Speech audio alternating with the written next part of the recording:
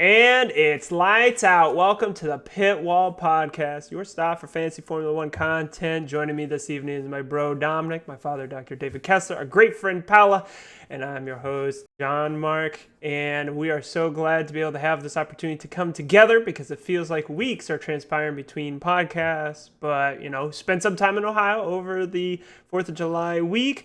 Now we're getting back into the swing of things. And then probably in a race or two, then they're going to have their summer break, and then we'll be off for another 4 weeks. But, we're with you. We're with you. Thank you, everyone who's joining us, and let's go. I want to make it very clear right now to all of you that some outlets, especially on Twitter, were reporting that halfway through the season is when you would get your Mega Driver and your wild cards back. No, that's not how Play On has structured. That's not what the rules say. It's when the summer break happens that you get your Mega Driver and your wild card renewed. That means that we have this round in France, the next round in Hungary, and then the summer break, which means that it's not truly half of the season. Here we are going into round 12, and there's 22 races in the season. You want to make sure that if you haven't used your Mega Driver or your wild card yet, you're going to use it in these next two races, which is back to back, this weekend and the following weekend, so you can make sure you can get maximum points. Let me double check with everyone here. I believe, Donick, you haven't used your Mega Driver because you don't want to jeopardize your ORC. Have you used it, or are you planning to use it? I know, like I said, like you've told me in the past. I did use it eventually, just because I ended up not actually having a great outcome. It was just a bad race, the one I did. I can't remember which one it was, but yeah, I did use it. And what about you, Paula? Have you used your Mega Drivers and wild cards all yet? Yeah. I try to remember when I used it, but I put Leclerc as my Mega Driver earlier. Okay. And then, Dad, you've used all of yours? Yeah, I did the wild card earlier to get my amount on my team up to the 105,000, I think it was when I was using it. Now they're up to 108, and then I used the Mega Driver. Unfortunately, on a race that it didn't do so hot, but yeah, I did. Yeah, that's me. This is another news item. You're probably aware of it if you've been paying attention at all to how wonky this season has been with fantasy. There is a reported hacker who has 15,000 bot account, and he has been wreaking havoc as it pertains to sentiment. Actually, fantasy was all but dead at the beginning of the season because of the whole freezing with Vettel being switched out with Hülkenberg. So when the bots came in and suddenly the market was stimulated, I used my wild card and I gained 3 million over that. And so now we're dealing with the dark times. Normally, I would like to juggle a piece or a sub so that I could avoid going up or down a million and use that to my advantage. But now here, you're getting up to 90-something%, and then boom, it drops back down. And so you can't trust it, and now we're losing money left and right. Dad, you still have Russell? Are you still getting a ton of value for him? I am getting value for him, but I can't believe the person who won last race, Leclerc, is losing value. It's like, what's going on? It's not like it was last year where you could predict based on their performance. Normally, you're able to see how people are wanting to add people to their team. And like you said, it just sounds counterintuitive that someone who would DNF the previous race suddenly gets all their sentiment surged. Somebody who just had their race streak, suddenly a bunch of people are putting them on their team. People who win races are losing sentiment. It just absolutely makes no sense and can only be attributed to bots. In their Discord, link in the description below, you have a sentiment tracker. It's called ORC Alert. It'll keep track of that, and we can just see how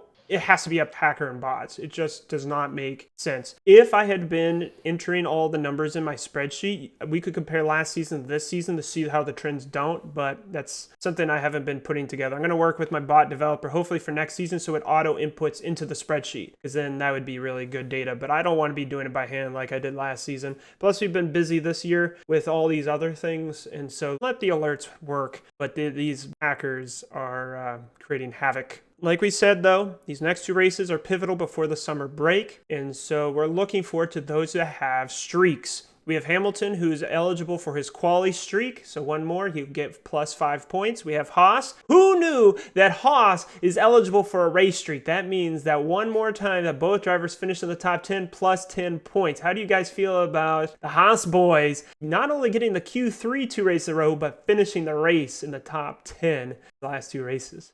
This might be the last time I get to say this joke, but you has to be kidding me. Never. I'm happy to see Haas is doing well. I would not have expected that coming into the season, but I'm not switching them out. I got Ferrari still. I'm sticking with that, but yeah, it's exciting. Well, I can tell you, I'll let you wear that hat when Haas makes points because they have a Ferrari engine. Well, actually, you guys are noticing Dad does not wear his Red Bull shirt as per his contractual declaration that he would wear it anytime they win a race. I know we're getting a little bit of foreshadowing. So we're going to We'll just let you We'll just let you donate some blood instead this year. So blood donation for the Ferrari bandwagon. Oh, look at that hat for Ferrari. We got one on Dominic, one on Paolo. Woot woot. Okay, let's finish this with quali streak eligible for Ferrari. And then that's enough plus 5 points. But yeah, let's just dive right into it. Race reaction. I feel like we haven't had a proper race reaction in a very long time. Paula, your man, Leclerc, smiles after qualifying, says, yeah, I'm confident that Ferrari has got the car. Red Bull's got nothing on us. And what? He passed him 3 times on track. Like, what a battle for the lead. Tell me, how did you feel about Leclerc winning that race? It was incredible. I think he had such like a gritty attitude coming in, especially after given the race prior when he had all sort of some issues with team strategy, some issues with the car. So it's just great to see him have the car for the right race and just, I don't know. I don't think he made a single mistake. So I think he deserved it. And I think it helped put Verstappen in his place for once. I don't think Verstappen has had somebody do that to him consistently other than maybe Hamilton. But, he's, world champion so many times over that I think to get that sort of racing from Leclerc really set the stage for some more competitive racing.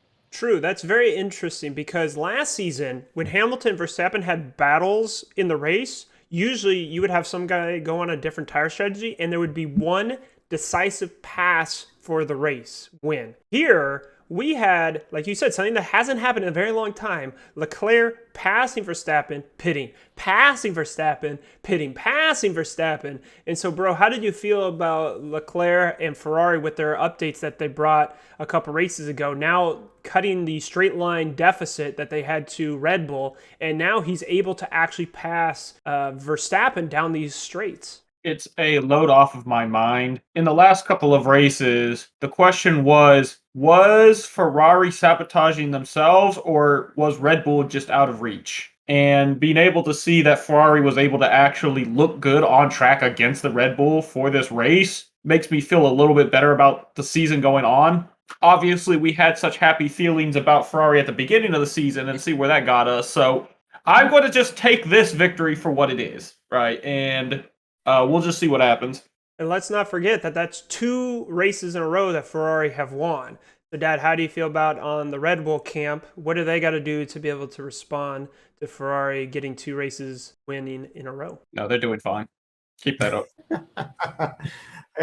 I think the Red Bull will have to decide what's the straight line speed or downforce. The Ferraris had downforce already, and somehow they got a little more straight line speed. So Red Bull might have to figure out what modifications they need to do to match that. I think the other issue is that, kind of like what you said, Paula, you would have cars start having battles with each other. And we had Leclerc and Perez at Silverstone make contact and damage each other's wings. We saw in this race where Perez was knocked off by Russell.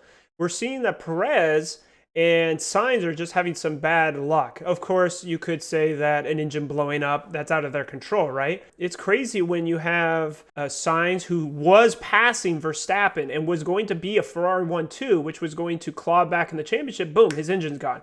Perez, who could be fighting for race wins at Silverstone, but because of that lap 1 incident, or in this race, the lap 1 incident as well. How do you guys feel that the secondary drivers are going to play for them? Is it I'm losing track of what I'm trying to say. Like, was it like let's make it controversial? Was it a mistake for Ferrari to allow Sainz to win? Yes, bro. He's losing track of his thought, just like Perez lost track of the track. I mean, not his fault, but still.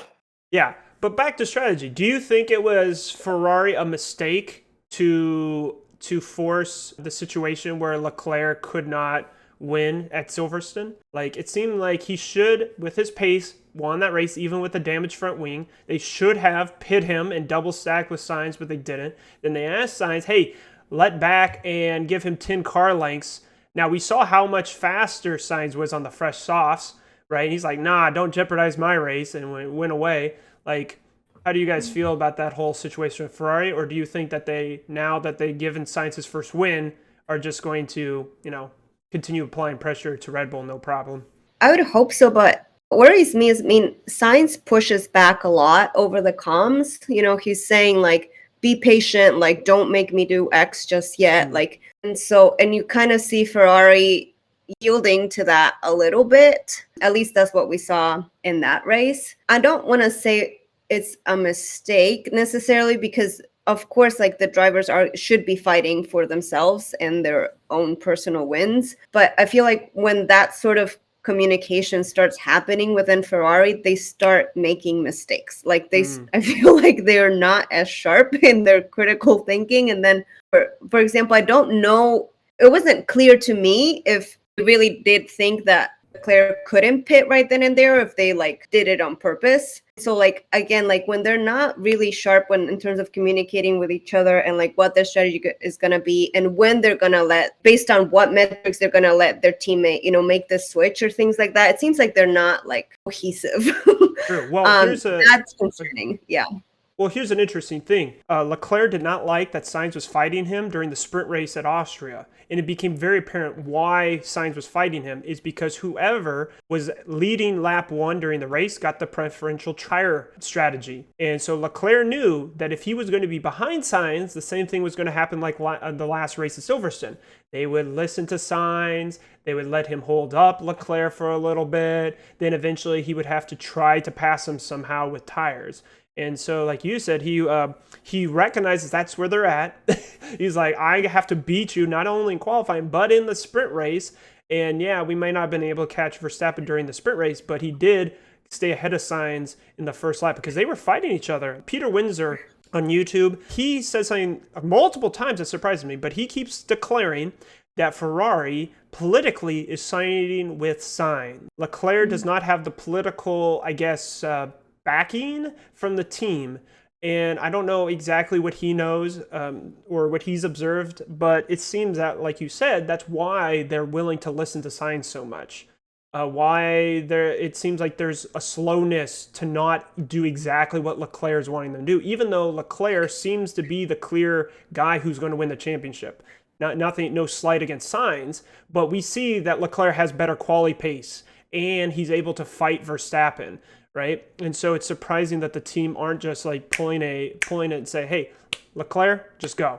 Let him do it. But bro, I saw a reaction from you. How are you feeling like the dynamic for the team between Leclerc and Sainz? The Ferrari situation has always been a little concerning. There's a reason that there are memes about their questionable choices. And I like seeing two drivers be able to fight each other, make their name.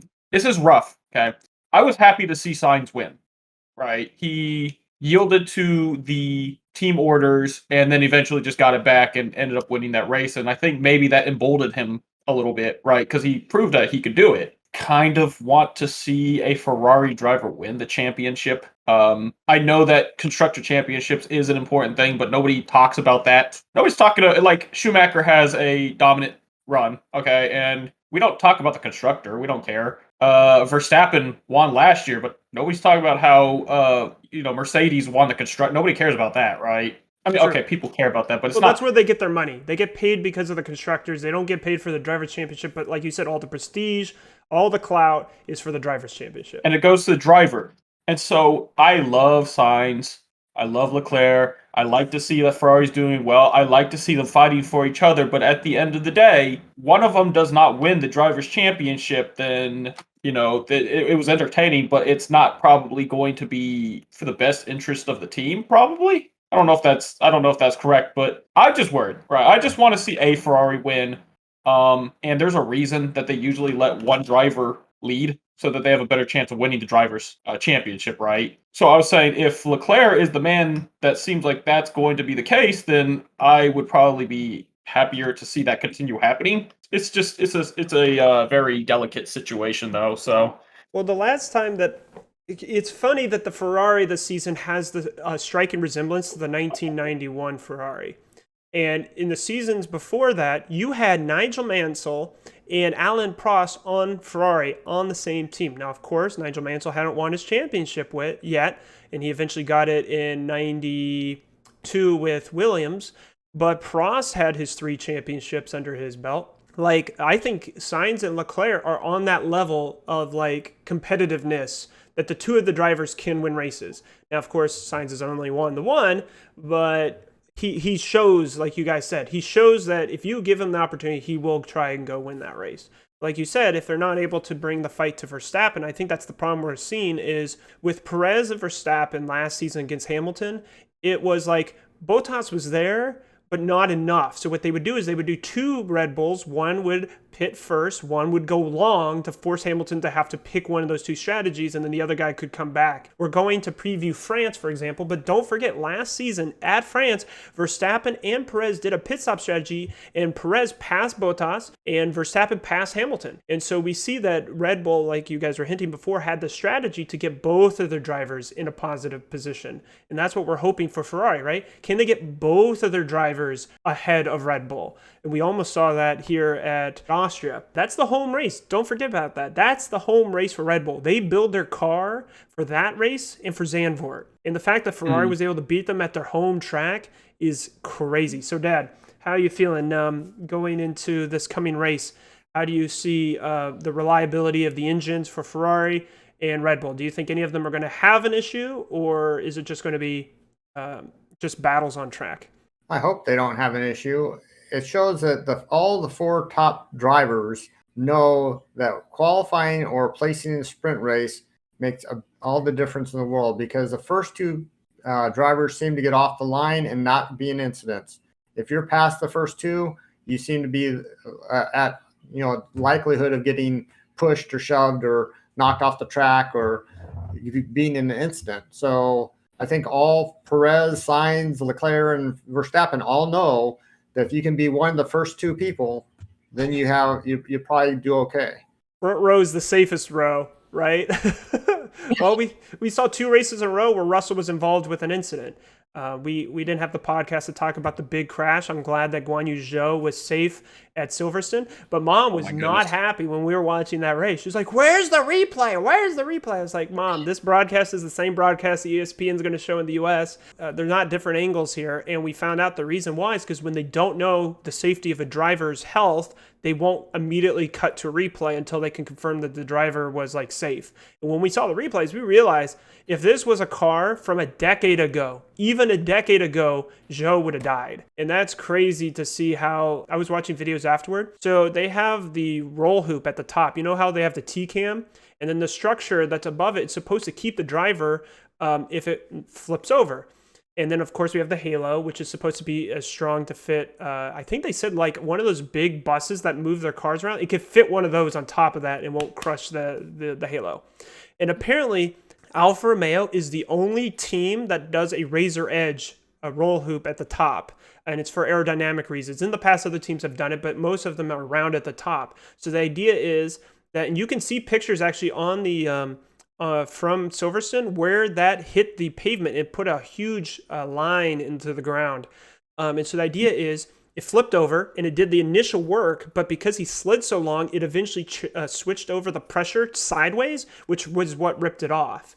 And so Alfa Romeo, of course, claims that they passed the strength and crash safety testing, right? But they're going to have to relook at it and say, this can't be happening that often or we're going to be in dead trouble. But then when that didn't work, then the halo protected the head of Zhou when he was upside down. And then he flipped over the barrier, but then the catch fence caught him. Yeah, like you said, Dad, if you're not on the front row, you're not guaranteed getting out of the lap 1 without any sort of incident. You know what's crazy? Okay. The halo has obviously proven its worth 100 times over since it's been implemented, right? We never have watched a race where somebody has died, and we've never had to understand what that feels like. It boggles my mind what it would be like to be in an era where that was commonplace.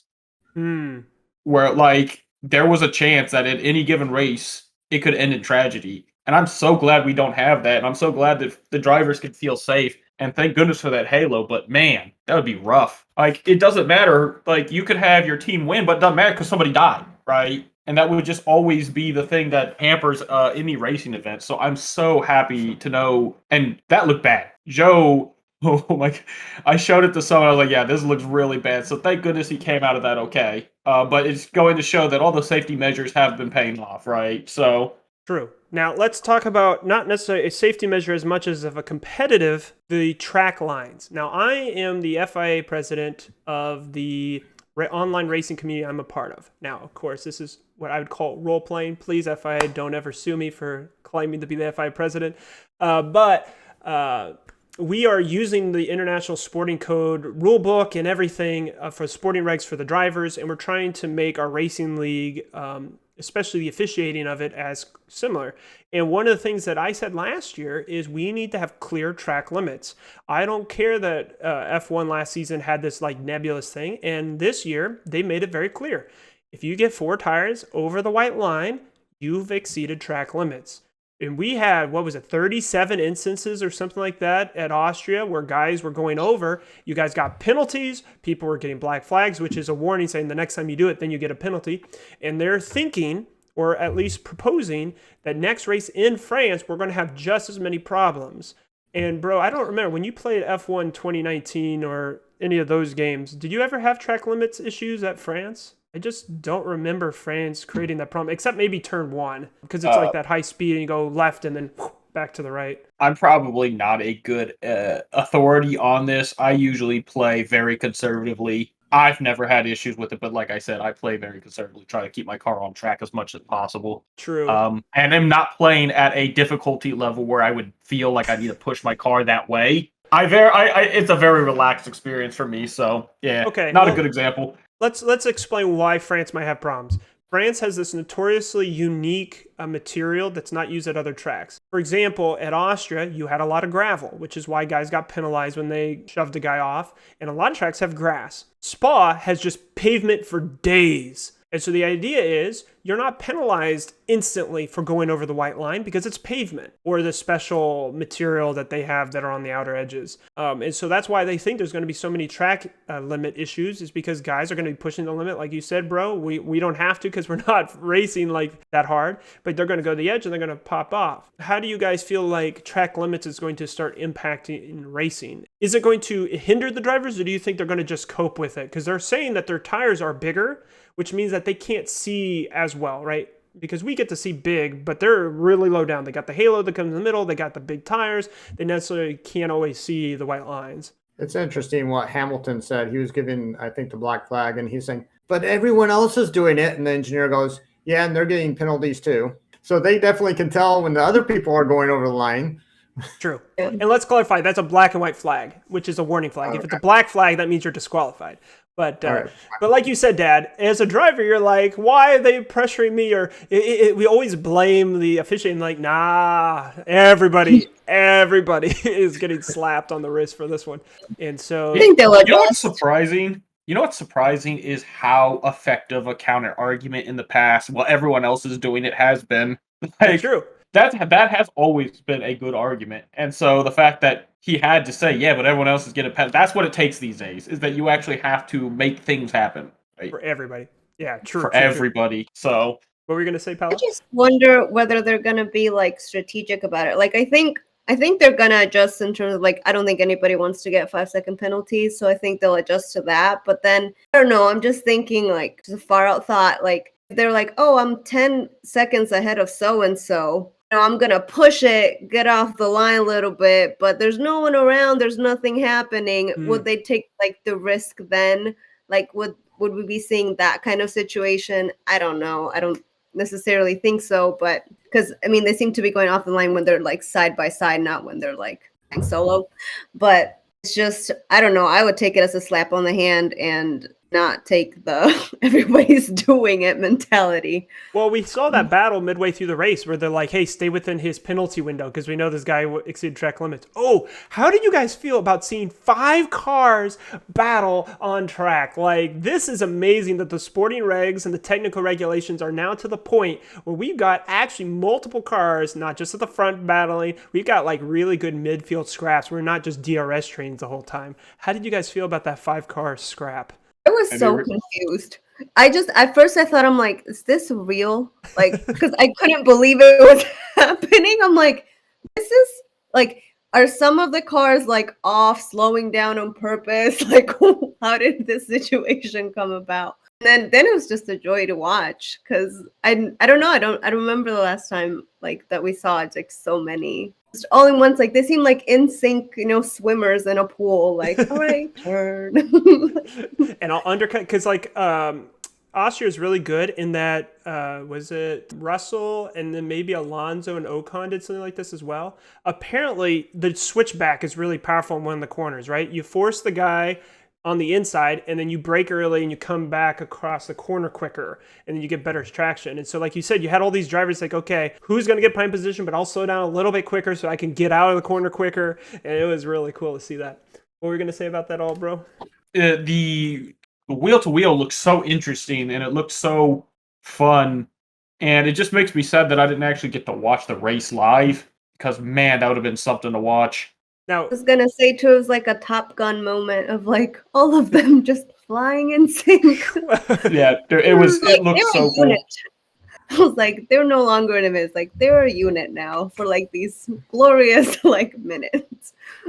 Now, France will be interesting as we preview ahead for France. Apparently, the weather forecast is very hot, and Ferrari has had issues with their cars overheating. And so it's going to be interesting because some of the cars, like Mercedes, have problems warming up their tires. But if we're going to have a really hot track, the Mercedes might be able to get their tires into temperature. But also, you have to realize that Mercedes also has an issue with their engines potentially overheating as well. And so I'm surprised. And how do you guys feel? Like this season, we've seen so much like rain and crazy weather and drivers going places. Like, how do you see weather playing a part as we go into France? It's just nice to see a variety. True, unpredictability, right? Because then, like they pointed out in Austria, the sprint race had a particular temperature that suited Red Bull when they were on the mediums. And then in the race, the temperature was different, I think by 5 or 10 degrees or something like that. And then suddenly the hards, the Ferraris, were just doing much better and all that when they were off that tire. And then when they both switched to mediums, then Verstappen started catching up again. Yeah, I guess you bring up an interesting point where if they don't know where the temperature's fluctuating, certain tires are going to suddenly be better for different teams. And then that makes a great uncertainty for the race. Anything that shakes up the formula is always going to be interesting to watch. I do hope that the heat does not end up costing Ferrari again. We got history to kind of base it off, so gonna have to hold the breath. We'll end on this. I felt very sad for Sainz's car just blowing up, catching on fire. But we've had enough engine issues with Ferrari that there's going to come a point where they're going to have to start taking engine penalties, which is a 5-grid drop, 10-grid drop if it's your first one. Excuse me. But if they're starting to take routine drops, that means they're open up to these lap 1 incidents, or the Red Bull's just driving away. And so it's going to be fascinating to see how them trying to fight back, and then maybe they're never going to catch up because of these engines they're going to have to go through. But let's not forget that a lot of teams have been going through engines. And so I wouldn't be surprised, like you said, bro, anything that shakes up the order, we might have Verstappen taking some engine penalties and all the Red Bulls. All of this is going to favor the Mercedes. We forget how reliable their car was in the seasons past. Like Hamilton lost a championship versus Nico Rosberg because he did not have a reliable car, right? But outside of 2016, they've had really consistent cars, and I would not be surprised if the Mercedes are starting to put pressure at the front when you have cars out of place. Yeah, bro. You calling Hamilton's 8th championship is coming up? No. Look, Man, he is trying to something? get his race win this season. So how do you guys feel? Does he have an opportunity as the season progresses and we have reliability issues? Do you see Hamilton finally getting his race win to continue his streak of every single season being an F1, getting one race win? One. That's cute. Yeah, I definitely could see that being an opportunity. The Mercedes have been looking better and better, it seems like, every race. And so all it takes is one crazy thing to happen. And I could see that definitely being a possibility. I didn't realize, I was on the Russell bandwagon about him getting it first, but Hamilton seems to be a safer driver less incidents, except for last year when he and Verstappen kept tangling. But this year, he seems to be doing well and taking advantage of other people messing up. And so he might, if Russell messes up a little and there's a little issue with reliability on the other two, he could get a win. So you're saying that he might, because of his safety, in the time that Mercedes is fighting, Russell will have maybe a mistake or something like that, and Hamilton will be able to capitalize. I think if anything, it would be maybe based more on teamwork, like perhaps because it seems like Russell was doing better in quali for a while, but if Hamilton's up there now, and at some point, like he's behind Russell, but he has better pace or something like that, and they do let Hamilton, get the lead or something.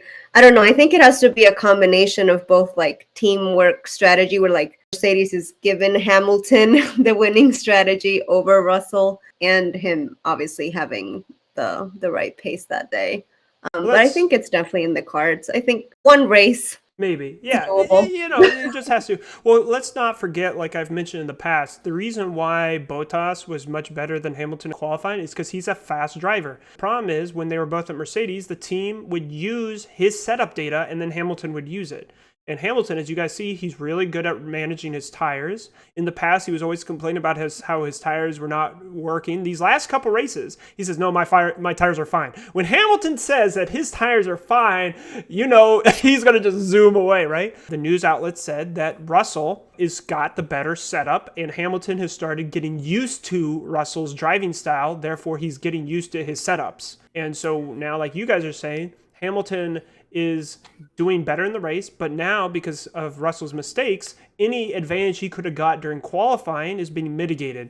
And so if Russell does not start calming down or getting higher up so he's safe places, not in the middle of the pack, then yeah, Hamilton's going to continue to get those advantages. I know I said that would be the last thing as we close this section, but I don't want to forget about Haas. We said earlier, 2 races in a row, Q3, finishing the top 10, and they are the only team that has yet to bring a major upgrade this season. Don't forget, they didn't bring a single upgrade last season. So that means they've gone a season and a half with just one upgrade. Well, everybody had to design a new car. So I don't even consider that an upgrade. They're going to wait to right before the summer break, the Hungaroring. And don't forget, now that the teams are at the halfway point, they get redistributed with their wind tunnel time.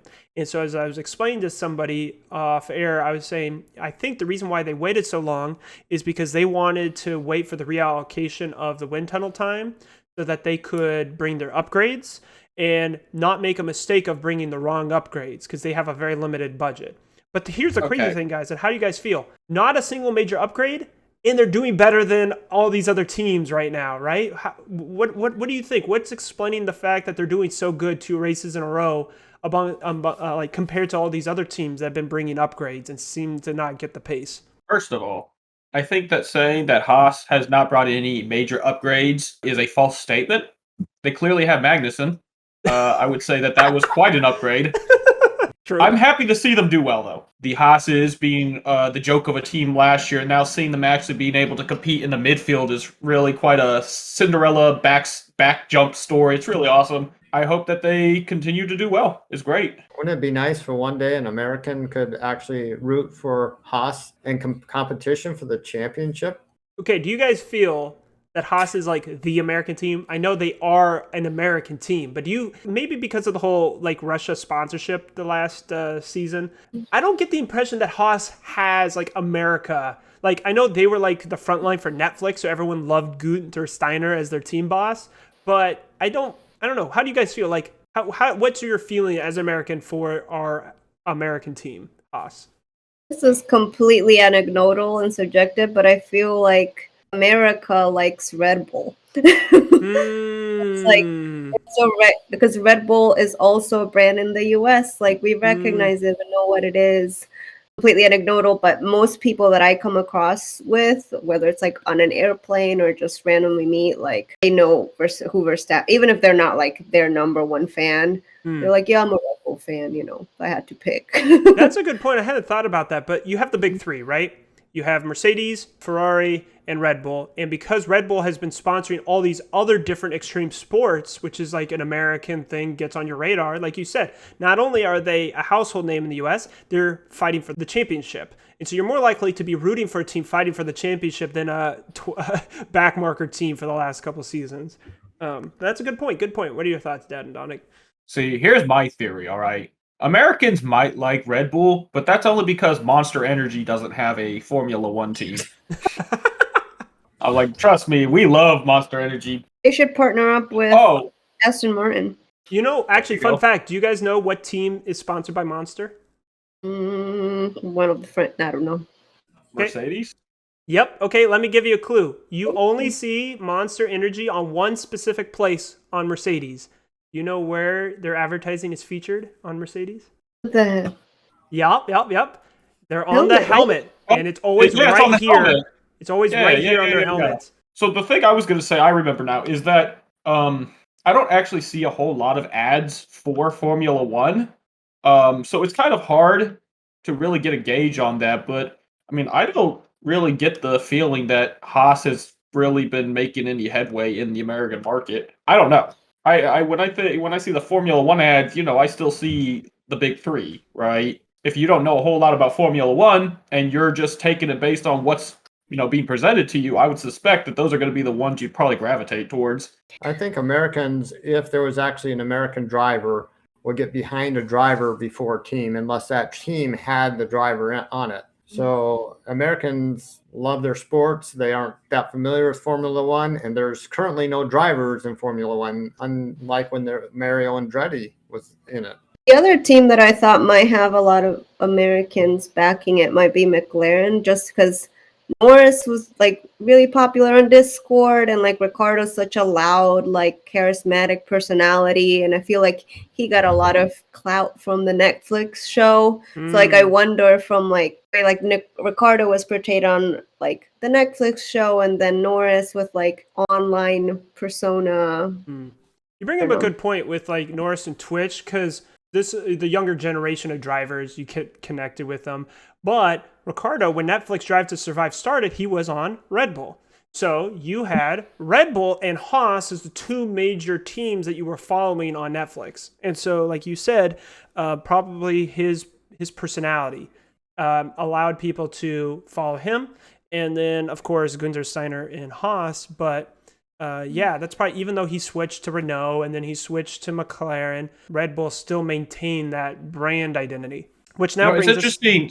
It's interesting that you mentioned Ricciardo, because I have one guy. He comes in, and sometimes we talk about Formula One because he watches it too. And wouldn't you know, he has the Ricciardo Red Bull hat, and it looks old. Like he's been wearing it for a while. So yeah, that might have been the case. This now is going to fork into two things. Okay, the first is the fate of Ricciardo, and then the second one is Andretti. Does that team entrance as the 11th team that they want to get in the next couple years, is that America's team? Michael Andretti is in charge of Andretti Autosports International, and he's been claiming, I want to be the 11th team on the grid. And currently, if you join Formula One, you have to pay $200 million. And that's money that's going to be split amongst the 10 teams because you are diluting the prize pool. So you have to pay $200 million up front just as an entry fee to cover that. And you have these other teams that are saying, well, we'd like to have an 11th team, but the FIA hasn't really been, so like, oh yeah, Andretti for sure. He'll probably take the Renault engine because Renault only has their first team with his Alpine. And so this idea that he's been saying is, well, it's really European, it's a little bit snobbish, they don't really want the Andretti brand, but he's been trying to argue and saying, hey, this is an American team, we're going to get an American driver. Most people think it's Colton Herta. Of course, they tried to buy Sauber, which is Alfa Romeo, and racing team right now to get in, and now they're going to enter the 11th team.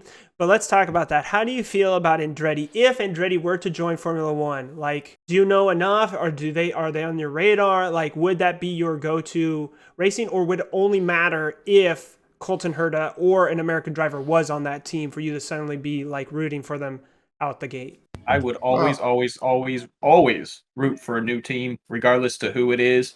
because that is the way that we do things. A new team is always underdog, no matter what the situation is, right? So they wouldn't be my favorite team by any means, but it would always be exciting to see how they fare coming in with the big boys. So yeah, that'd be fun. I think it would be a case where you'd actually have the support of the Americans with an American driver and corporations. I mean, you see that with other ones like the Russian driver because they had the support of the Russian, and so this might be the team that would actually have clout enough to have an American driver and people not say, well, he's just driving because he's an American, because Russell was saying, we don't want an American driver on the grid unless he's, worthy of the Formula One of the best drivers in the world. I think just like each of the other ones, it would give an American driver more of a chance to show that they're worthy. You make a good point. Actually, if you think about it, all right, Formula One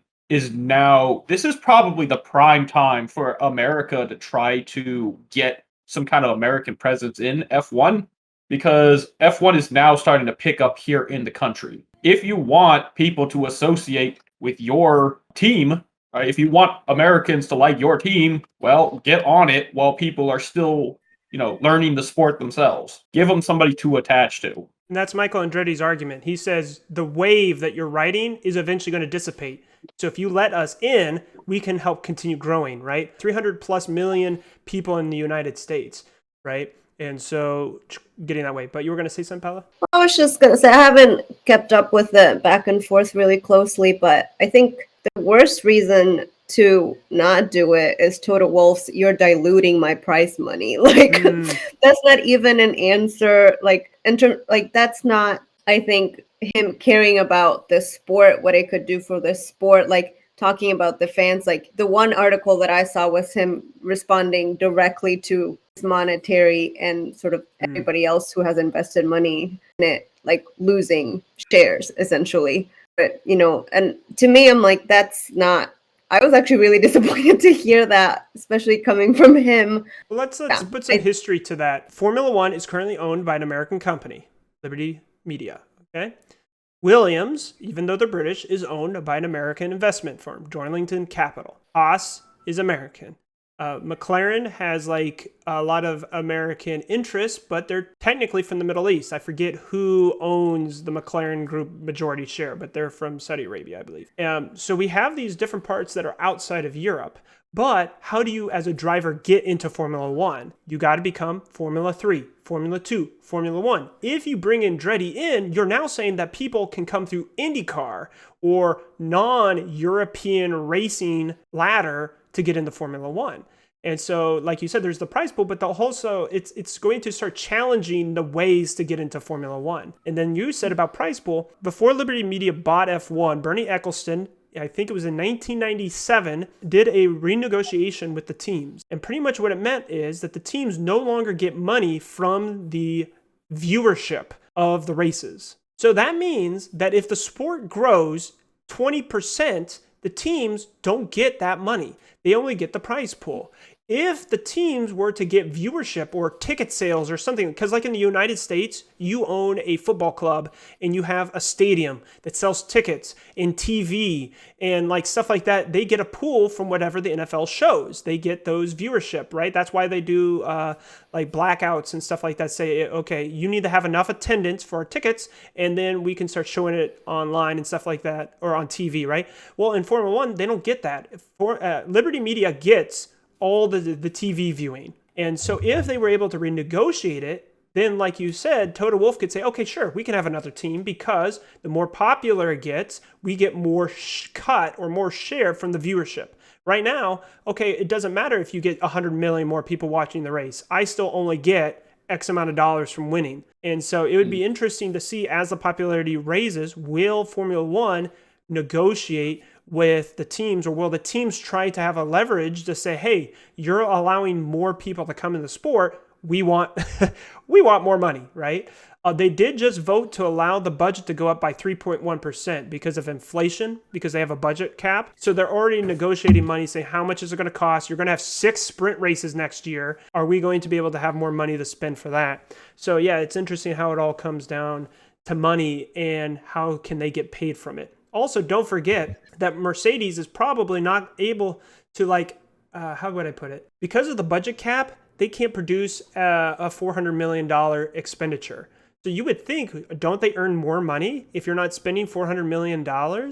Unless a lot of that was sponsorship. I'm not sure how their budgetary situation goes. But I would think if your budget is $135 million, then the rest of that's profit, right? If you're not spending $200 more million, where's that money going? But maybe that's just lost. I'm not sure. But what do you guys think? How do you see the sport growing and money? How should the teams be able to participate so they don't go bankrupt or something like that? So if they can't use more because they have a budget cap for the drivers and the car, or is it just the car? It's $50 million for the drivers and $135 for the construction of the car and the team, excluding the top 3 personnel, which is the team boss, technical director, and I forget who the third person is. Those guys are outside of that budget cap. So what I would see is it'd probably take more of like the NFL or NBA or something like that. And once there's a cap firm, then they might open it up to help letting the teams have money for profit for other things, for advertising or other things that's not covered by that.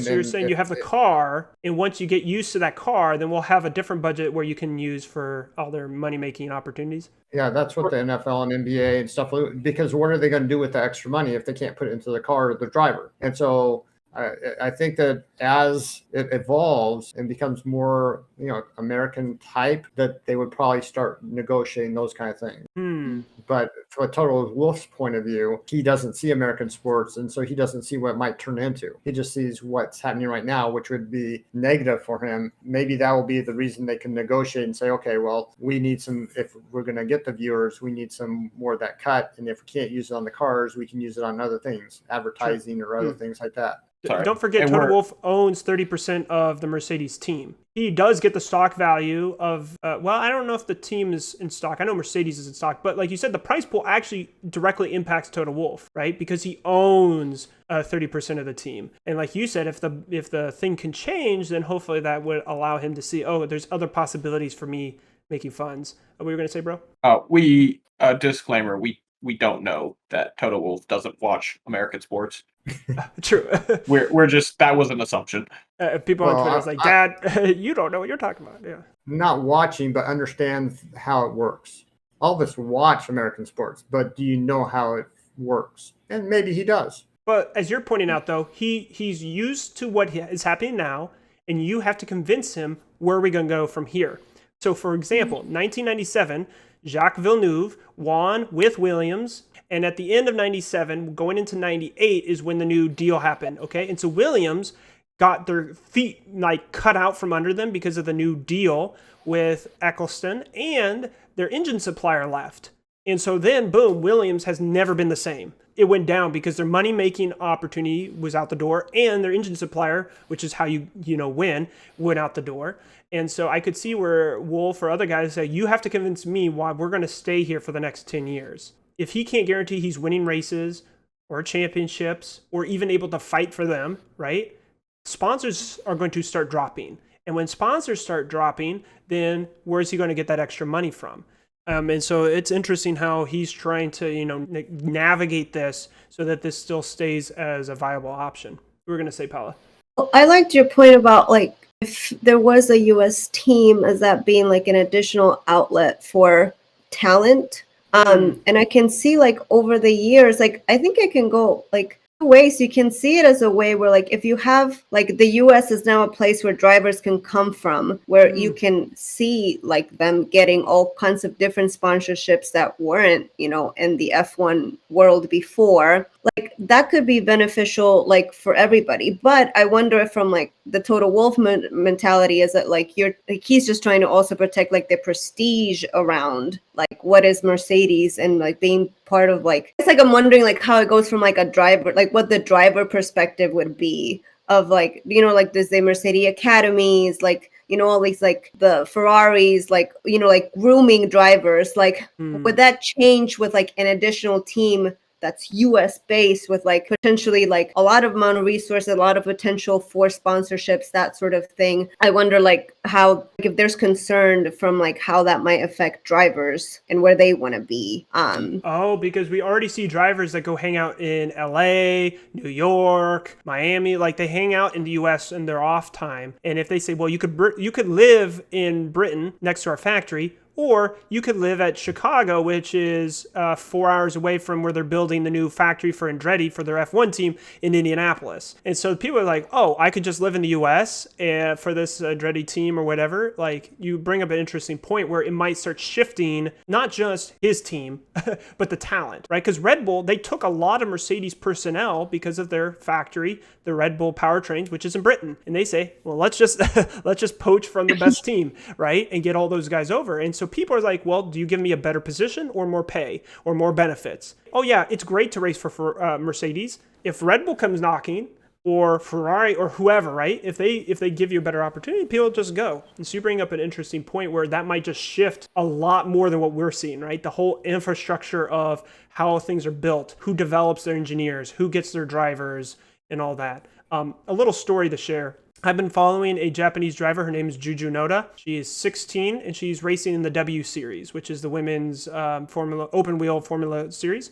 In the years leading up to this, she and her father wanted to get experience racing open wheel. So he was trying to find out the best way. And you kind of need to race in Europe, like we were saying before, to get noticed. She was racing in Japan, but right, they're not really doing that. The only reason, well, not the only reason, but the major reason why Tsunoda is racing F1 is because of the Red Bull Academy and Honda engines. And so if she's outside of that, what are her options to potentially have a path towards F1? And so her dad, who used to race in F1 at one point, he says, well, we need to be racing in Europe because that's where you meet the people. So they go to Danish F4.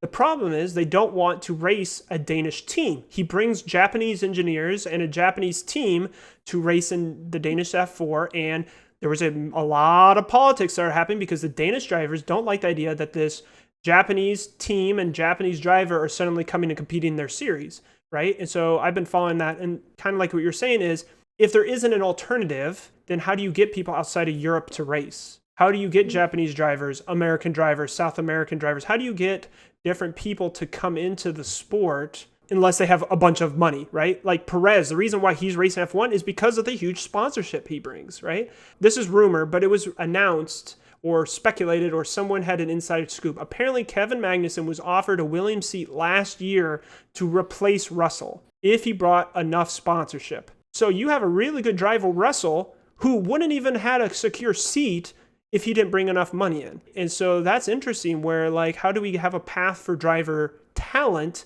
Because you as a team can make money outside of just sponsorship. And so, sorry, we're going kind of like way off the deep end. But any closing thoughts as you guys think about this whole Andretti, money, Formula One stuff? I just like that the thought of let's make it more of a melting pot. You know, let's start seeing more drivers from different countries, from different backgrounds, and you know, I think it's a far out thought to think that a US team could be part of this, a solution to that, but I think opening it up in general and having that mindset of continuing to open things up as much as we can. I think it's something similar to, in America we had medicine of allopathic medicine, an MD, and then they found a need for a combination of chiropractors and MDs, and they made DOs, Doctor of Osteopathic Medicine. They opened that up despite it being competing against the MDs, the allopathic medicine schools.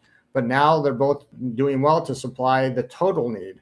So I think it could help the total picture. It's just the challenges, the people who are like in medicine, the allopathic schools looking at these other things and saying, well, I don't know, they could make things worse. And I think with any change, that's how it looks. But I think in the long run, it would be better to have, like you said, other avenues for the best drivers to show that they actually can drive.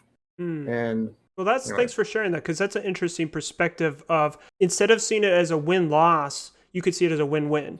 And that's a perspective you've always tried to share with us growing up. So how do you make it always win-win? So like, as you guys saying, how can they, as F1, look at globalization, which is what a lot of American sports are trying to do right now? globalize. And so if one of the steps to globalize is getting an American team, or like you guys said, open up other ways to get into F1, then that will eventually be better because it gets into more markets. As much as we like racing, it is a money game for them, right? How do we get more people to spend money on this product? But going to globalization, we have Hamilton, who has a different perspective than some of the other drivers, and he says, I want a race in South Africa. And boom, it is purported that next year, Kyalami will be on the calendar. The South African Grand Prix will be returning after decades of not being on the calendar because that's not where the attention and the money and whatever is. So these are positives we're seeing where globalization is starting to happen. Well, I guess we'll start you off then on the other thing I promised that we'd talk about is the fate of Ricciardo. Okay? How do you feel he's doing this season? Do you think McLaren will renew him for one other season? Colton Herta is actually going to get test driver days with McLaren. And so we have this idea of maybe an American driver coming to McLaren if Andretti isn't able to get in the sport here soon. How do you feel with Ricciardo's performance? And is he sticking around in the sport long term, McLaren long term? And if he can't be at McLaren, where would he potentially land? The first thought that comes to mind is just that we know he's with McLaren through 2023, right? So it's an option contract. So if they pick up the option, yes, you'd have one more year on his contract, correct? So I think he's honestly, he must surely be aware that there's speculation, and I think he's trying to hold on very tight to his seat. I think he wants to stay there because he's bounced around, so much for F1 standards. He's bounced around teams quite a bit. So I think it's honestly in his best interest too to stick with it, like to push through and not have to get used to a completely different car all over again. Honestly, I think his performance has been up and down, lack of consistency overall, but I think if he can get like a couple of good races where he gets his confidence, because that's for me where Ricciardo's struggling. I feel like mentally, like his confidence is just not there. I think he wants to stay at McLaren. I think he's going to make the push for it. I hope that he gets his confidence back. I don't know what it's going to take for him to do that, but I'm not sure. I think when he went to McLaren, he thought that he was going to be the number one driver. They would take his input, and it was going to be that kind of influence. Makes me wonder if he's looking at what Bottas did and said, okay, I want a place where I can be number one driver and have the influence. So if he gets an opportunity to be the number one driver and have more influence at this stage of his career, knowing that he probably will not ever get back to one of the main three teams, I think he should consider it. That's an interesting thing. It was perhaps one of the most awkward videos I've seen. It was McLaren's first public announcement video when he first joined the team, and Norris just came out and says, yeah, I believe I'm going to be the leader of the team this year. And it was awkward. But like you said, from day one, Norris was asserting himself when Ricciardo got there. And he probably does not feel that the team is on his side. But can he go somewhere? Because this is probably the first time he's not felt wanted. Where was he? He was at Toro Rosso. Red Bull wanted him, put him there. Renault and McLaren both wanted him, but he didn't feel McLaren was strong enough at the time, so he went to Renault. Then Renault started having whatever, and McLaren started rising, so he goes to McLaren. And so this might be the first contract situation where do teams actually want him? And like you said, if he could get to a place like a Bottas where they're like, oh yeah, we want you, and it'll be a little bit more chill. That would be crazy if Andretti comes in the sport and he's like, okay, I'll be the main guy at Andretti. You'll have a young guy, but you need an experienced F1 driver, right? That would be interesting to have him go to a team like that. Or maybe if Vettel retires here in a bit, he goes to Aston Martin. But I don't see where he would want to go without being a backmarker team, right? That's the problem. What are your thoughts, bro, about Ricciardo? Or Dad, if you were going to... Well, when he made the decision to leave Red Bull because he thought he was going to become second fiddle to Verstappen, he's now in the same situation. So is he going to change his mind, or is he going to make the same type of decision he made when he left Red Bull? I hope that the situation is figured out, though. The idea of having Formula One without Ricciardo, now that Raikkonen is gone, I know we would push on and it would be fine, but he's probably one of the big faces of F1 that a lot of people remember. So, and he's such a nice and likable guy. So I hope he can get it figured out. Put it in the comments below. We've had a great discussion about a myriad of things, but what are your thoughts about Ricciardo? What are your thoughts about Andretti Autosport? And let's go on to the second half, I guess is what I'm going to call it, of our podcast. I'd like to show you our one race challenge results, starting off with our ORC Elite. You're going to hear in our pitwall lineups this concept about being able to get Verstappen and Leclerc together, especially when it comes to the race in the Hungaroring with maybe your last opportunity for a Mega Driver. But here's the cool thing. In the last race, Verstappen, Leclerc, and Ferrari, Schumacher, Magnussen, and Ocon on the same team. So it is viable to have Verstappen and Leclerc combination on your team if you're going to be running Ferrari, which is what I'm doing on my team one. You'll see that when we get there. A total of 315 points with a budget of 99.6, which means that you can still have a chance to have the top 2 drivers and one of the top 2 constructors on your team. And with both Haas's doing exceptional right now, man, you can have a great combination of a team. As we look at our ORC results, our one race challenge for Austria. Let's kick it over. We can see here that there was some great results here. 36 entered. I recognize that there was a lot of individuals that were saying, hey, please, we need to see the code. So I'm pinning them on Twitter. Here are great results. You'll see the podium ceremony for Britain and for Austria at the end of the podcast. Shout out to all of you that were a part of that. We're also looking forward to our season-long league. Give the code below. Let's look at our number 1. Here we go. Jason S. DRS is greater than JRS. And that's his team. We're looking at over 1,100 of you guys participating. This is an opportunity to look at teams, see how you're doing, and continue growing. But if you want our one race challenge, one team entry every week, there's a new opportunity to get on our ORC Leaderboard. Boom, the link and the code is available to you. For France, we already have 13, so I've been able to put in the cool banner. I would like to be able to get back to the 50. Before we took the big break where I was gone for a while, we had nearly 100 people joining these. Now it's gotten down below 50. Of course, I recognize there's multiple factors, but family is the number one thing, and of course, work. I got that as well. You know, this is a hobby for me. I'm glad I provide to the community. I recognize that I've been gone for a while, but this is your opportunity to get back in the thick of it.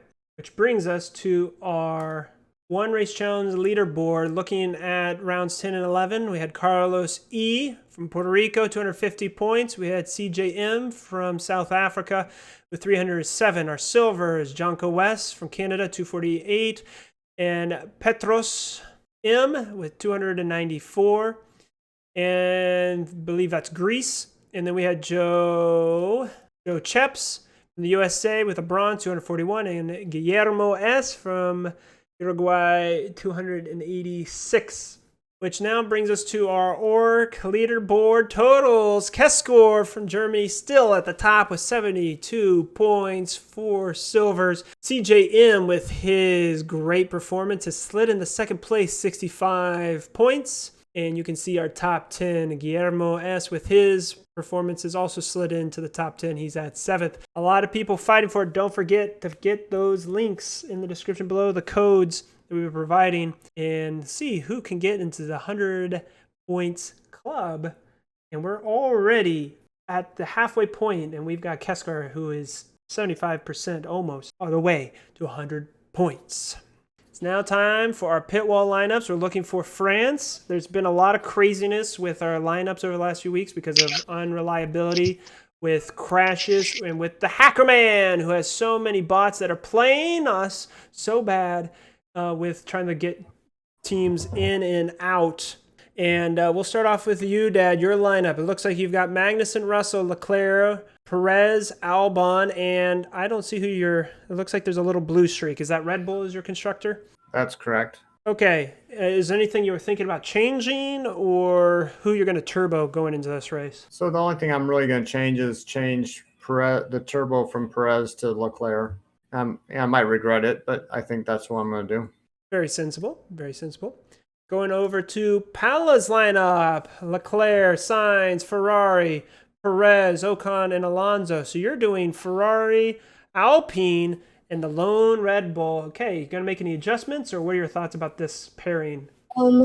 So the one change I'm hoping to make, if I get just maybe a 0.1, 0.2 more additional in my budget, would be to put Red Bull as my constructor. And then I would be taking out the Alpine drivers, putting in Magnussen, and then I would keep Ocon in there. So a little flexibility with the constructor is what you're looking for. But other than that, this is probably going to be pretty solid, you hope, outside of accidents and reliability. Good. Great. So it looks like, Spencer, you've got Leclerc, Sainz, Perez, Alonso, Bottas, and Ferrari. Very similar to Paula, except you've got Bottas instead of Ocon. Are you going to be... Oh, yeah, this is a high-speed track here, so I just stacked out Ferrari. I've always been a fan of Perez, so I put him on there, and that really only left like 3 or 4 options. Bottas has been consistent and hasn't been crashing. He's like a consistent 10 or 15 points, so, you know, for my last 2 seats, I didn't want to take any risks with a driver that's going to DNF. And then the only way to max out my 101-ish million, I have 102 million, was Alonso. I see. Good. Which now brings me to my lineups. Because of the influx of the money, and if I had gotten on the Russell bandwagon and got all that extra money, I would be great, but I don't. But there's roughly a 1 million difference between my 2 teams. And so team 2, which is very similar, I've got Leclerc, Sainz, Perez, Alonso, Schumacher, and Red Bull. Kind of like what Paula's talking about, right? Can you get that sort of combination on there with a Red Bull? But team 1, I've decided I'm just going to finally stick, because they were almost identical lineups every week, and I said, no, I'm going to try to do something different. Team 1 has Verstappen, Schumacher, Perez, Leclerc, Magnussen, and Ferrari. So I'm going to just take the more expensive Verstappen, but now that I gotten Leclerc on my team, I see Verstappen better than Sainz. So for most of the time, Verstappen should be passing Sainz, which made me sweat bullets when Sainz was passing him at Austria before his engine blew up, right? But then the trade-off is Ferrari over Red Bull. But it seems like Ferrari and Red Bull have both been having issues. So it seems like both is like, okay, whoever wins the race will have a better result. But my hope is this option will still give me some good coverage, right? If Ferrari has a good race, boom, my team 1 will have a happy week. If Red Bull has a good race, my team 2 will be happy. So I'm trying to balance those out. I don't like having both Haas's on team 1, but if they're finishing 6th and 8th, hey, I'm not going to complain there with how cheap they are. So that's my hope. I do have one quick question. Oh, yes. Yeah. So I have Russell on my team. Would you guys, how do you compare Russell with Sainz? If it's purely money pick, keep Russell, because the bots love Russell right now, and you've probably got 500,000, which then when you eventually trade out Russell, you could probably get an even higher tier driver to maybe go to a Verstappen instead of a Sainz. But that's up to you. What are your thoughts about... See, look, here, Sainz has not had good reliability. Russell had a crash, but outside of that, his engine's not killing him, right? So you're going to start getting grid penalties and other stuff for Sainz. But yeah, here's the other thing. Russell's gained 0.4 million this season from the start. Sainz has gained 0.3 million. So even though the bots have been day trading him a lot, he hasn't gone up any more in value. Oh, He's worth 7 million more, which is about 30% more than Sainz. So for the ratio of his price to the amount that he's increased, he's gone up the same as Sainz. So Sainz is doing better dollar per million, even with his DNF. Sainz is about $1.3 per million. George is at $1.16 per million. So if Sainz isn't DNFing, Sainz is looking at like $1.7 per million. Sainz is still a much better pick than Russell. The one thing you do have to worry about, though, is their streaks. Russell, his streaks they're lined up 1-1. So when it's time to, you can't turbo Russell. And you wouldn't even want to mega drive him either. So the streaks don't even matter for Russell. This is why or for Sainz, for that matter. This is why I ended up never putting Russell on my team, is because I can't turbo him. And yeah, he could get a power streak, but if the Ferraris are together, they're going to finish ahead of Russell. And Hamilton now is showing that he can beat Russell, which means you're not getting the bonus points of being your teammate. So this is why I feel like Russell has just been too expensive to actually have as a viable option. Also why I thought Verstappen was too expensive. But now that I had a high enough team, I was like, I might as well try something different, right? But thank you for bringing those stats out, Spencer. What are your thoughts, Dad, after hearing that? Yeah, I'll probably trade out Russell right near the race. Try to ride him and then get him again when it's time for a power streak. Well, maybe not. I mean, if Sainz starts getting penalty grid drops for his engines, then maybe Russell would be more advantageous. But if Sainz is doing well and not taking grid penalties, actually, didn't he take the biggest grid penalty? After that, it's only 5 spots. Yeah, it's 10 for the first engine change, and then it's 5 after that. But here's another good point you brought up or maybe you didn't bring it up, but here's another good point to consider. Because Sainz is so much cheaper than Russell, you will never have a problem changing them out, right? So if you're trying to decide between Russell or Sainz on a race week, no problem, right? Because you know that you can afford switching them between the two. Now, I don't know who your constructor is, but if you start making another switch, then you have to decide, maybe I can't fit Russell on my team anymore once you have the extra space with Sainz. You get so more expensive. But if you're just doing it between the two, then you will always be able to have that option to choose between once you look at those grid drops that he might get for penalties. But you'll keep track of his engine stuff, which actually is a new thing that the community just asked me to put on the Discord. So under the analyst desks in the Discord, there's a new channel called Parts and Reliability, and they're keeping track of people's parts and reliability so that you can see when a guy is scheduled to take his grid drops. And so that's great. And so that's some information you guys can probably keep track of. One other thing, if any of you are considering when to use your Mega Driver, you have this race and the next race to use it. Which one's next race? The Hungarian Grand Prix, July 31st, is your last chance to use your Mega Driver. Verstappen and Leclerc will have their race streak on that weekend. So if you're going to use your Mega Driver and you haven't used it yet before the summer break, when you get a new one, you want to use it. Don't use it this week. Save it for the July 31st weekend when both Verstappen and Leclerc are going to be on race streak. And then pick the right one. I would recommend you would Mega Driver Verstappen and then Turbo Leclerc. Because if you Mega Drive Leclerc, you can't Turbo Verstappen, right? There you go. If you can afford to have both on your team. If you can't, choose whichever one you can afford. But if you could have both, you'd probably want to Mega Verstappen because you can't turbo him. There we have it. There we have it.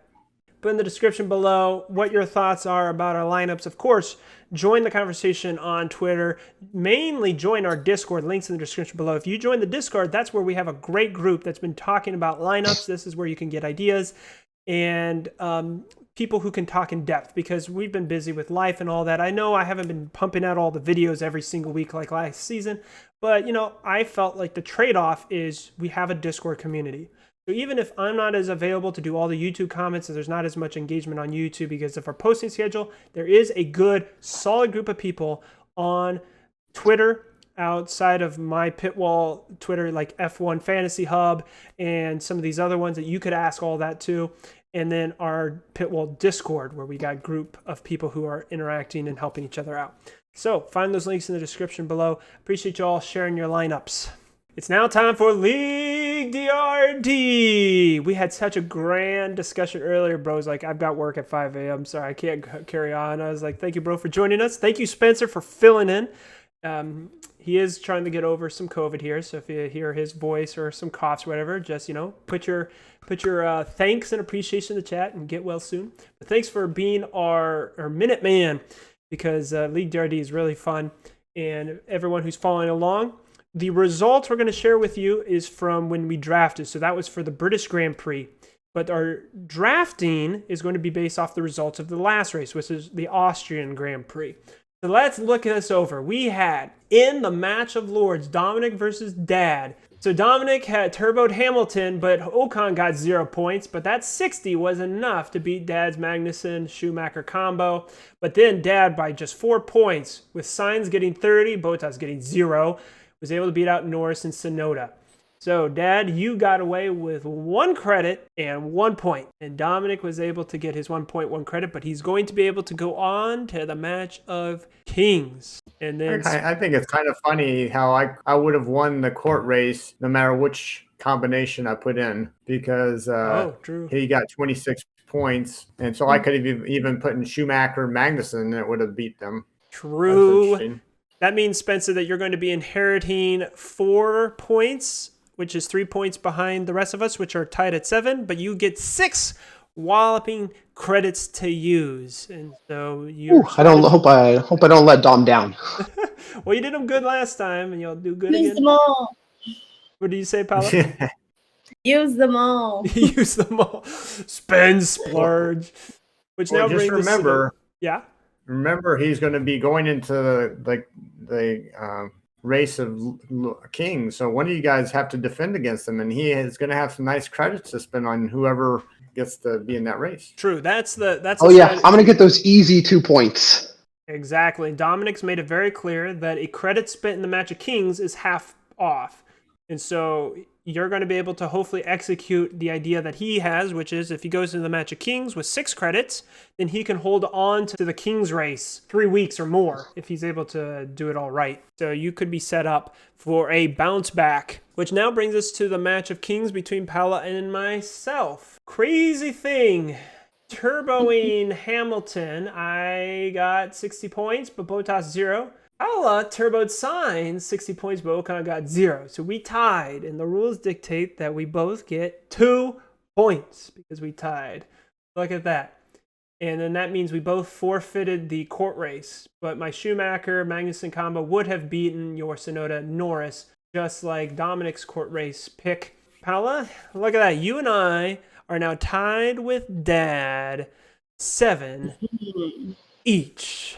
Let me put in that we spent our credits.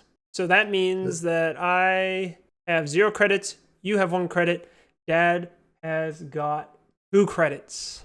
So here's the good news, Paula. You got 2 points, but the problem is he's the defending king, so you got to go back to the other match. Ooh, so yes, you got away with 2, but you, because of the King of the Hill style, you weren't able to dethrone the defending king.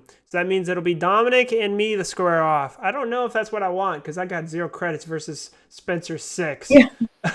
Well, isn't that what happened when you came in and I had no credits? Well, it looks like you've been saving your credits in the meantime, Dad. So we'll see. We will see. So at this time, we're going to kick it over the spreadsheet for our drafting. But before we do that, we need to double check who we can have as our keepers. We've updated the wild card. So, Spencer, you have the advantage that Jean-Marc had on me. Jean-Marc can't defend with any credits. So, it'll be interesting what you do with that. Yeah, and I get to pick who to keep. So I can either keep a 6-time world champion or people who are about as old as me. So I think I'm going to go, though in this sport, that doesn't mean much.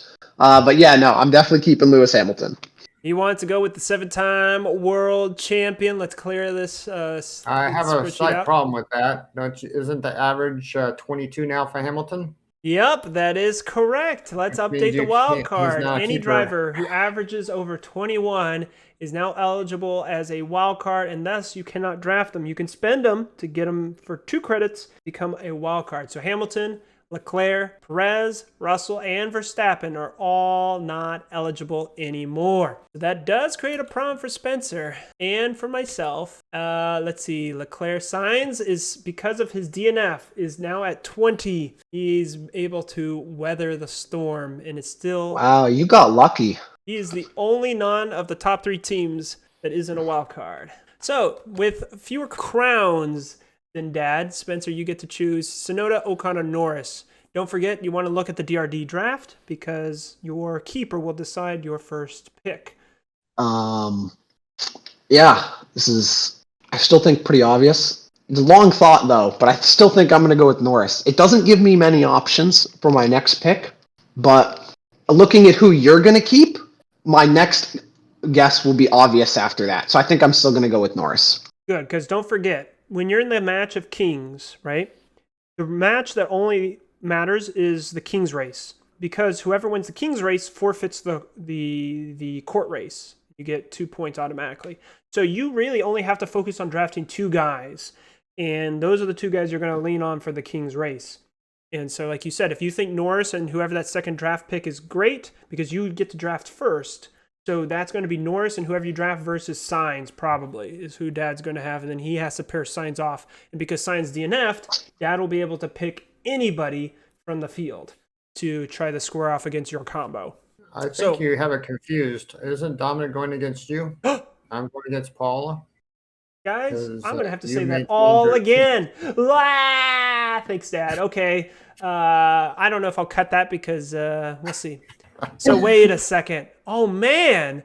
If you're going to have Norris as your keeper, and I've got garbage drivers as well because Hamilton's no longer... Well, you would have taken Hamilton if he was an option, right?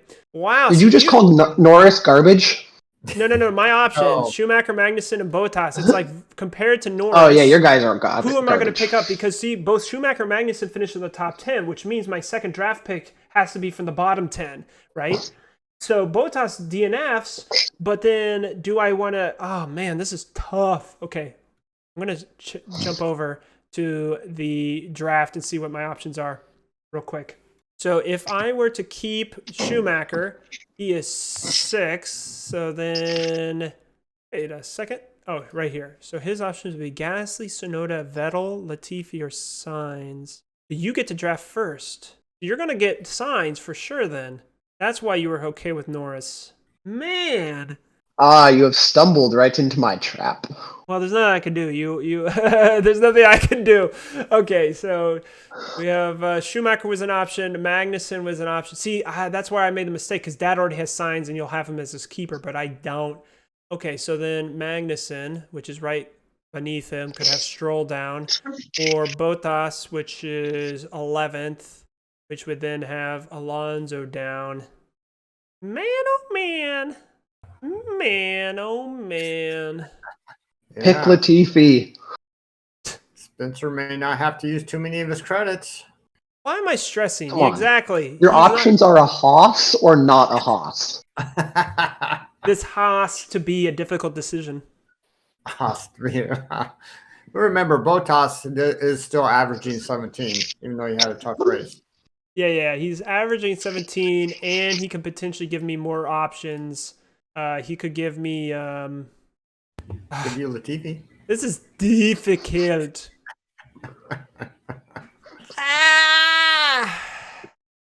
So the question is, who do I want for 2 races from now?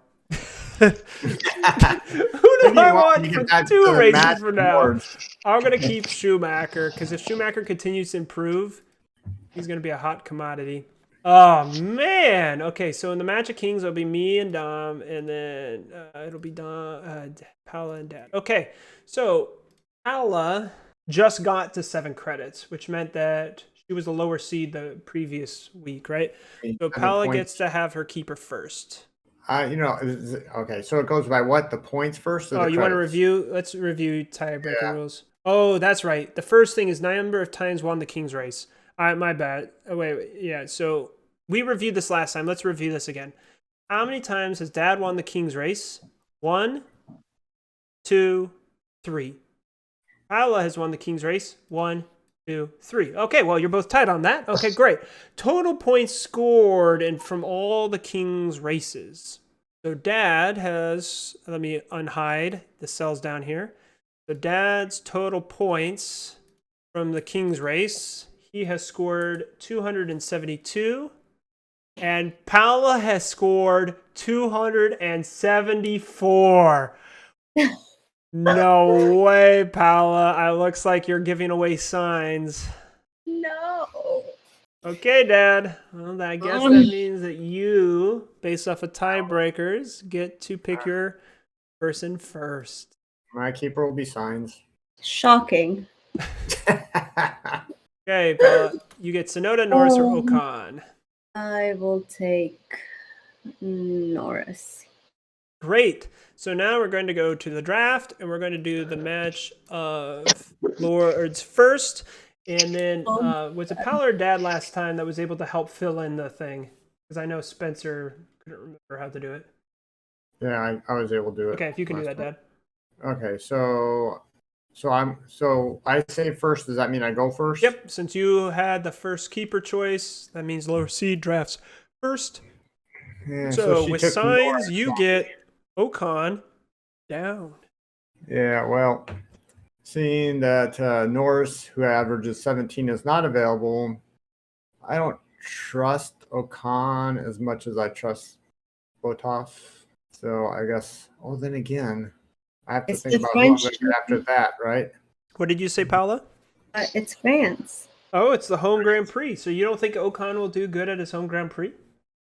No.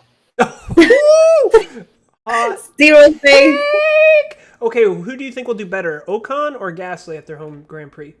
Mm, Okay, so I will. Oh, no opinion on that. I think it's going to be Ocon because he clearly has the better car. Okay, I picked Bottas. he's in my fantasy team, so he better. Yeah, he had better, right? Okay, so you're drafting Bottas. Okay, so then Paula, you get to draft twice. For Norris gives the option of 14th down. Joe, down. I will take. Might as well take Gasly. It's his home race. Yeah. Dad won't Well, take a French driver, and now he wants No. Paula to take a French driver. But Take Vettel. if I Take Vettel. Vettel, then I can take Ocon, Ah. Oh, okay. So you're which is what going I to go would with Vettel, which Yeah. would then allow you to draft Ocon. Smart. Okay, so Bottas. So I actually could do Alonso. Stroll averages more points than Alonso. What? True. Stroll, I haven't heard anything about Stroll like all season. Like Aston Martin's just been quiet. What are we doing? So is it? So Alonso is up a streak, quali streak. Or he Alonso just just had a streak? got a streak, so So he's done with the he's streak. back down to 0. What are you panicking about, Paula? Well, I just feel like I should have gone with maybe Gasly and Alonso instead. Hmm. Okay, well, if you insist, I guess I will take. So how do I get both of those on my team? That was a good strategy. So See, if I you're go- drafting with Bottas, so a 10 I down. 10. Right, so I could go Alonso, but then could I get Gasly after I got Alonso? No. Yeah. Yeah, you should be able to, yeah. Oh yeah. Because Gasly's 15th. All right, so I'll take Alonso as long as I can get the other guy. Alonso down should be Gasly. Gasly. Paula, who's your last one? I don't think I have a choice to it. Well, with Wait, can I do Vettel, you got pretty much anybody, right? Oh wait, you're right. Vettel was second. No, she's picked Ocon last. Yeah, that's what I Maybe thought. Oh, Ocon so would then be- it's Sonoda I picked or Vettel, so I could Latifi. pick Ocon. So I have Right. Sonoda or Latifi. Yeah. Sonoda or Latifi. Latifi. Latifi. He's actually has 8 average. Sonoda only has 7. I Could cannot. we see Latifi on a team? Can we? Not today. Not I'm gonna go with today. Sonoda. So you're going with Sonoda. Yeah. Okay. Okay, those are our teams. So that is for the match of lords. Now time for the match of kings. Okay, so Spencer, sloppy. with Norris first, you get to draft 14th down. So if you look at column AP under Norris, you see the first red dark square down, then they're a light pink. So that just tells you the first guy you can draft, which is 14th. Zhou, Gasly, Sonoda, Vettel, Sainz, or Latifi. Yeah, I would definitely want Sainz, Okay. not Vettel. New Ferrari, not old Ferrari. Signs. Okay. Okay, Now so now I get to draft twice, and So I get to you're draft. Gasly down. I get to draft twice. Yeah, so I get Gasly down. So I will probably draft Vettel, and then Ocon. So they're doing like Paula did. Vettel and Ocon. Yeah, I have to think. I have to think the next race because he's probably going to defeat me, right? So I have to think of who I want as potential keepers, right? Ocon's a good Right. keeper. Schumacher's a good keeper. Probably not Vettel, but at least between Ocon and Schumacher, I've got 2 good options. Well, in races well, to here's keep the it. good news. Here's the good news that I think Latifi is going to get gotten this time. We'll see. All right, your turn, Spencer. So now I'm still going back with what I said earlier, and instead of going up with like Ocon or somebody, I'm going to go with Alonso.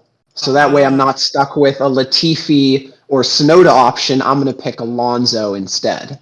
I see. Alonso, and then who's after Alonso? Alonso, you can draft 11th down.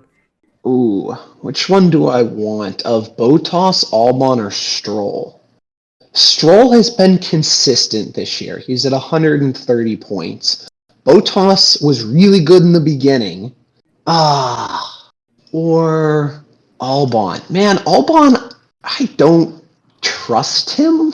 I don't think he's doing good this year, so I think I'm going to go with Bottas. A lot of hype about him. Did amazing at the beginning. I think he's going to carry it again. I'm going to go with Bottas. He's just had some reliability issues. That's what's been hampering him. Okay, so now I get one draft left. Ocon leaves me with Tsunoda or Latifi. I'll take Tsunoda. I guess Latifi didn't get drafted. Nope, he's an agent of chaos. Don't trust him. Okay, so those are our drafts. We're going to kick it over to the DRD teams. Paula and Dad are going to go first. Now, don't forget that you have credits to spend. A turbo costs 1 credit, a mega driver, which gets times 3 points, or a wild card, which adds one of the wild card drivers as a third driver to your lineup. Leclerc, Hamilton, Perez, Russell, Verstappen. Those 2 options cost 2. Now, each team may only receive 1 power-up. You can put a turbo on the King's race, but you can't put a turbo and a wild card, right? It's just... and you can put on either. Now, remember, because it's the match of Kings, if you win the Kings race, then you can't win the court race. You forfeit it. Can you put a credit on both races? Yeah, you can. So how many credits do you have, Dad? 2. 2. So you could spend like a turbo on both teams. And wait, we're in the Kings or the courts? You're in the match of Lords. So you have a Kings race and a court race, but you're in the match of Lords. So you can win both. Don't forget, you'll put your 2 lineups, your 2 drivers, one with the K, one with the C for the Kings and the court. And if you're going to spend any credits, you want to put in parentheses next to the driver's name, like what you're spending on, like a turbo or a mega or a wild card. T, M, or W. Are you guys ready? Sure.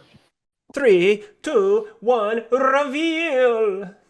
Okay, Right, so in the court race... we were thinking the same way, weren't we? Wow. So this is terrible. In the court race, Dad put Sainz and Gasly. Wow, he did not do that in the King's race. What? And then Paula put Ocon and Norris.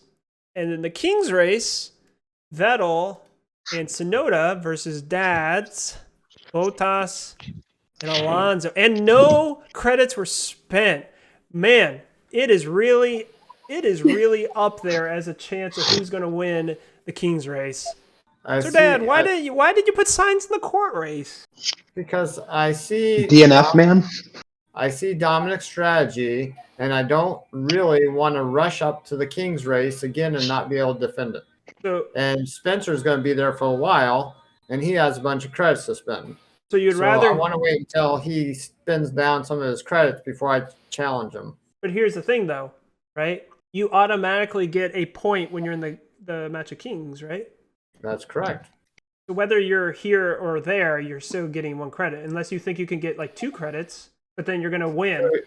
So what you're saying is, and then you're going to end up in the match of Kings anyways. So what you're saying is, if I get to the match of Kings and I lose anyways, I still get 1 credit. So 1 credit, if I lose there crown, yep. or lose here, you're going to get a I credit still and a get the crown. same. So I probably should have put more people into my Kings race. So here's the thing, right? It depends. Do you want Sainz when you're in the match of Kings, or do you want to wait till Sainz becomes an inevitable wild card, and then who you're going to challenge, right? So you kind of almost want to wait till Sainz is off the table, so that whoever's defending the Kings race in the match of Kings can't just turbo Sainz all the time, right? That was my concern, is that Sainz, I'm not going to have him very much longer. He's already averaged a 20. If he gets above 21, I lose him. True. So I'm not sure I want to base my strategy on keeping him long term. I see. What about you, Paula? You seem to have some interesting split in your strategy. What did you think? Mine was pretty simple. I thought I'd aim more for the court win, thinking that I would have no chance at the Kings.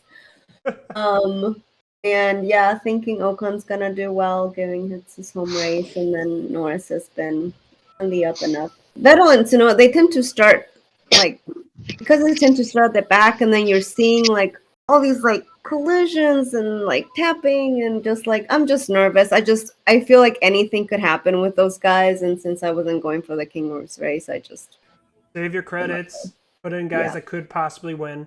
Okay. Nice. Well, it's time for Spencer and I to type in our lineups. He has 6 credits to spend. I've got 0. 3 of the 4 drivers on my team have scored more points this season than every single one of your drivers. The odds aren't looking good. Yeah, and he might not even have to use a credit. Wow. Okie dokie. I think I'm ready. I'm ready too. 3, 2, 1, reveal! Ooh, he was bolding. Nice. Okay. So in the court race, he has Alonso and Bottas squaring off versus Vettel and Tsunoda. And then in the King's race, I'm trying to defend with 0 credits with Schumacher and Ocon versus Norris and Sainz. And here's the great thing, guys. If Sainz DNFs again, I win the King's race with 0 credits. But if Sainz is anywhere and not having an issue, I'm going to get destroyed. Anyways, Are you saying that Mick Schumacher and Ocon can score more than Norris? Yes. They both have scored. Look, what did Ocon do this last race? He was 5th. 34. Ocon was 5th, and Schumacher was 6th. Norris was, I think, at the bottom, 9th, because I think Ricciardo got 10th, right? No, because Norris passed the guy, so he was an 8th. The point is, I think at the speed of France, both Schumacher and Ocon could probably finish ahead of Norris. And if either of them finishes ahead of Norris and Sainz DNFs, then boom, then I'll still win. So we'll see. In the off chance of reliability, I have a chance. Whew. Well, there we go. League DRD. And there we have it. Thank you so much for joining us. It's always a pleasure.